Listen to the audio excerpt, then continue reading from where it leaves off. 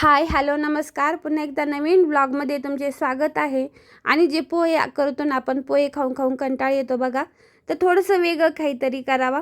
तर हा मी बनवलेला आहे पोह्यांपासून चिवडा, आणि एकदम कुरकुरीत आणि खूप असं छान, आणि मुलांना टिफिनला द्यायला, सकाळी सकाळी नाश्त्याला खूप असा मस्त स्वादिष्ट आणि कुरकुरीत असा चिवडा तयार केलेला आहे.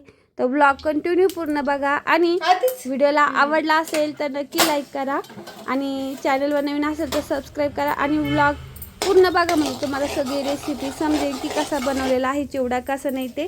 तर ब्लॉग पूर्ण बघा.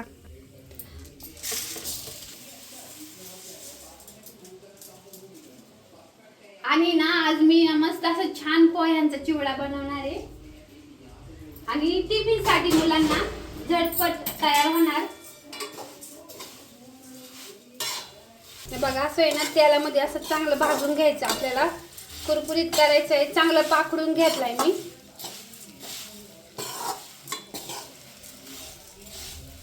तेल थोडं जादा टाकायचं आपल्याला याला. फुल गॅस करते मी आता, आणि इतका छान लागणार आहे ना, बस नक्की करून बघा तुम्ही. मुलांना टिफिनला वगैरे मस्त होतो असा. आणि त्यासाठी हे बघा, कढीपत्ता आणि हिरव्या मिरच्या घेतलेल्या आहेत मी. आता याला चांगलं गरम करून घेते अगोदर कढीपत्त्यात, सॉरी पोह्यांना. त्या बघा इथे जळून दाखवते मी तुम्हाला.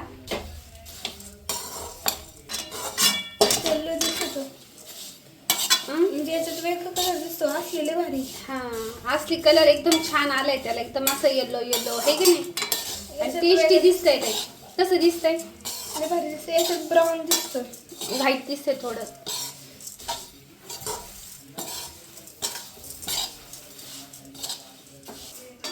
असं छान असं कुरकुरीत बनवायचं आहे, आणि असं मस्त कडक होऊ द्यायचं आहे. आणि ते बघूनच असं वाटतं कधी खाऊन कधी नाही, इतकं छान दिसतंय. असं तोंडाला पाणी सुटल्यावर झाले लगेच. चांगला असं मोका खळखळ असा आवाज यायला पाहिजे त्याचा. असं मोका करायचा आहे, म्हणजे ज्याच्याने काय होईल, आपल्याला समजेल की आपले पोहे चांगले व्यवस्थित भाजून निघले याच्यामध्ये, तेलामध्ये, आणि चिवडा आपला कुरकुरीत झालेला आहे. आणि सध्या पावसाळ्याचं वातावरण, त्याच्यामध्ये सादळल्यावानीच होत्या. बघा किती छान दिसतंय, खायला खूप छान लागतो तो. आणि आपल्याला 1 किलो पोह्याचं करायचं होता, पण करू नेक्स्ट वेळेस, आहे की नाही. बघा आता आवाज यायला लागला हळूहळू, आहे ना, लागलाय ना.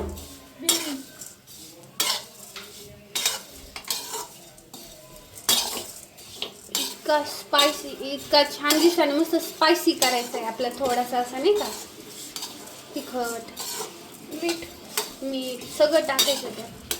आधी आता नाही आता नाही, भाजून घेऊन थोडा गॅस कमी करते आता मी, कारण जळायला लागले खालून.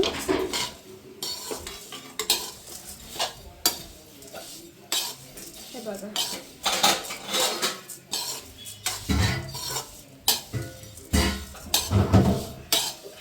याला हलवायची मेहनत असते जास्त, असं नाही का, फिरून घ्यायचं व्यवस्थित चांगलं.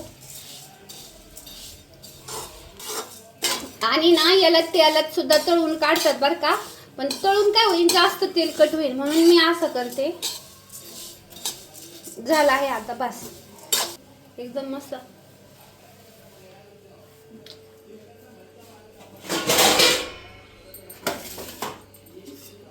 आणि आजूबाजूला पास्ताला इग्नोर करा.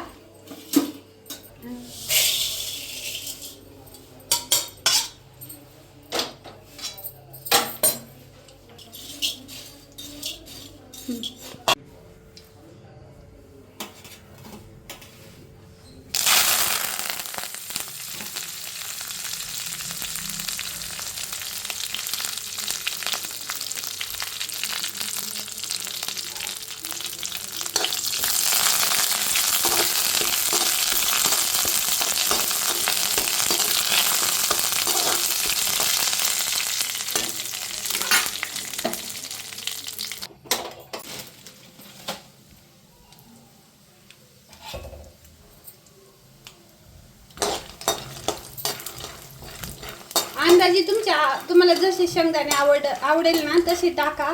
तुम्ही याच्यात काजू बदाम तुम्हाला मनुके वगैरे काय टाकायचं असेल ड्रायफ्रूट ते सुद्धा टाका.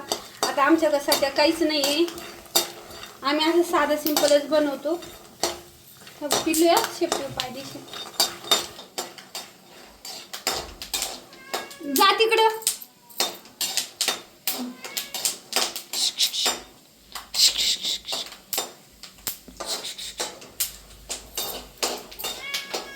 हे बघा शेंगदाणे मस्त तडतडले आहेत आणि असे फुटले बघा आणि मस्त तळून झालेत. आता याला काढून घेते शेंगदाण्यांना. याच्यात टाकते आणि आता आपल्याला तळायच्या आहे मिरच्या.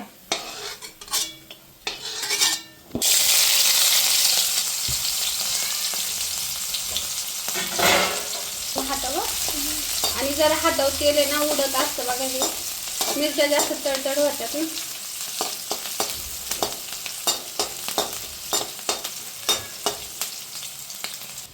आणि आता हे सगळे याच्यात टाकून देणार आहे मी.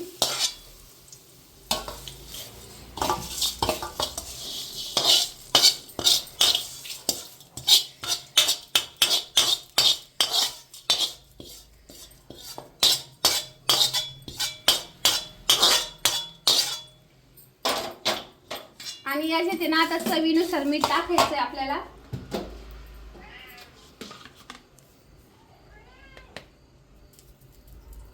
बस चवीनुसार मीठ टाकलं आणि थोडीशी साखर टाकायची आहे, तर मी साखर घेते. बघ किती वेळ लागतो, तू नको नको करी ती. आता ह्या बघा याला साखर टाकते. एवढी साखरीनं काय होतं छान अशी टेस्ट येते. आणि लिंबू वगैरे पण पिळू शकता, पण आम्ही लिंबू नाही पिळणार, मला नाही जमत लिंबू. आता तिखट गोड अशी टेस्ट येईल याच्यावाली. आणि मस्त चांगलं मिक्स करून घ्यायचं आहे.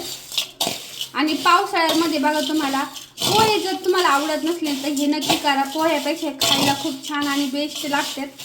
आणि तुम्ही याला 15 दिवस पण वापरू शकतात. कवर पण नाही का, जास्त असलं तर महिन्यासाठी सुद्धा होतं. आणि टिफिनला मुलांना सगळ्या स्नॅक्सला द्यायला पण छान आहे. बाहेरचे कुरकुरे वगैरे खाल्ल्यापेक्षा ते हे बेस्ट आहे.